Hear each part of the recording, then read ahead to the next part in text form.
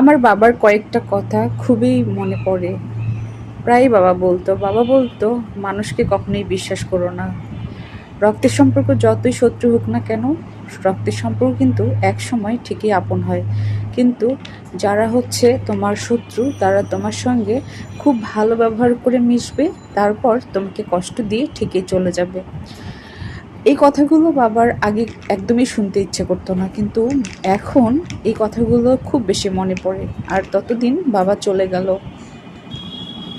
বাবার এই উপদেশমূলক কথাগুলো শুনতে হবে, তাই বাবার আশপাশেও থাকতাম না, সবসময় দূরে দূরে পালিয়ে থাকতাম।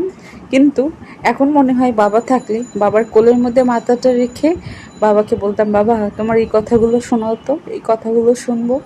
কিন্তু হায়, কি কষ্ট, বাবা ঠিকই চলে গেল, আমাদের না জানিয়ে গোপনে বাবা চলে গেল।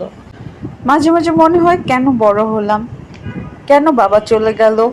ছোট থাকতাম, আগের মতো সব থাকতো, খুব ভালো হতো। তাহলে নিজের ভুলগুলোকে সংশোধন করে নিতে পারতাম। এখন তো আর সেই সুযোগ নেই। নিজের ভুল সংশোধন করার মতো আসলে বয়সটাও প্রয়োজন। যখন বয়সটা অপরিপক্ক থাকে আর তখনই ভুলগুলা বেশি হয়। আর যখন বোঝার সময়টা আসে, ততদিনে জীবন থেকে সব কিছু হারিয়ে যায়। আমার মনে হয় আমার জীবনে একটু বেশিই ভুল হয়েছে। কিন্তু কি করব, আমি না এত আদুরে ছিলাম, এত সবাইকে বিশ্বাস করতাম, এতই মানুষকে আপন করে নিতাম যে যার সঙ্গেই মিশতাম তাকে অনেক বেশি আপন মনে হতো আর অনেক বিশ্বস্ত মনে হতো। এই বিশ্বস্ততাগুলোই এক সময় আমার সব কিছু ধ্বংস করে দিয়েছে, নিজের জীবনটাকে একদমই শেষ করে দিয়েছে। কিন্তু এতটুকু শান্তি লাগে যে এখন এখন সব বিশ্বাসঘাতক টক্সিক পিপলগুলোকে আমি জীবন থেকে ফেলে দিয়েছি।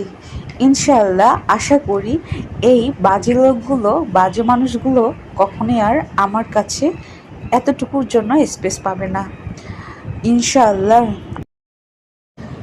সবাই আমাকে অনেক বেশি মুডি বলতো আর আমাকে অনেক ইগোস্টিক বলতো, কিন্তু আসলে না, আমি ভিতর থেকে এতই বেশি সহজ সরল, এটা আমার সঙ্গে না মিশলে কেউই বুঝতে পারবে না।